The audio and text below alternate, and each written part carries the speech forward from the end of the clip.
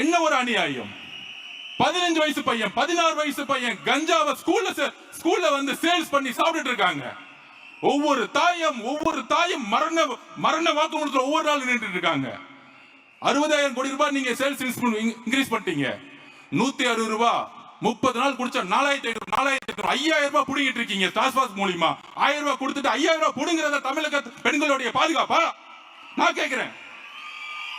முதலமைச்சர் அவர்களே, ஒரு கோட்டை 160 ரூபாய்க்கு வித்து 30 நாள் குடிச்சு 5,000 ரூபாய் புடுங்கிட்டு இருக்கீங்களே, இதுதான் தாய்மார்களுக்கான பெண்களுக்கான பாதுகாப்பா?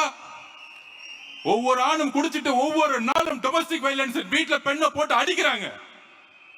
ஒவ்வொரு நாளும் செக்சுவல் ஹராஸ்மெண்ட் நடந்துட்டு இருக்கு. அப்ப இந்த குடியோட பிரச்சனை என்னன்னு விவாதிச்சிருக்கீங்களா? உங்க அமைச்சரவை போட்டு விவாதிச்சிருக்கீங்களா? என்னைக்கு விவாதிச்சிருக்கீங்க?